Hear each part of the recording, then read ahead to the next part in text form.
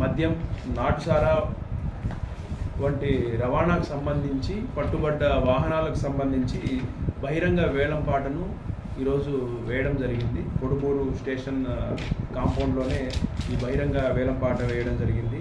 దీనికి సంబంధించి ఇదివరకే పత్రికా ప్రకటన కానీ పౌర సమాజంలో కూడా మెసేజెస్ మేము పంపించి ఉన్నాము, సర్క్యులేట్ చేశాము ఆక్షన్ సంబంధించి. ఈరోజు మన ఆక్షన్లో 18 మెంబర్స్ 18 మంది టోకెన్ అమౌంట్ కట్టి పార్టిసిపేట్ చేయడం జరిగింది. ఇక్కడ ఉన్న మొత్తం 20 వెహికల్స్ గాను 20 వెహికల్స్ ఆక్షన్లో సక్సెస్ఫుల్గా బహిరంగ వేలంపాట ద్వారా పోవడం జరిగింది. దీనికి సంబంధించి మన ఎస్ఈబి సిఐ గారు, ఎస్ఐ గారు అండ్ మిగతా స్టాఫ్ అందరూ పార్టిసిపేట్ చేయడం జరిగింది. నేను కర్నూలు ఏఈఎస్ కర్నూలు జిల్లాకి అసిస్టెంట్ ఎన్ఫోర్స్మెంట్ సూపరింటెండెంట్ని.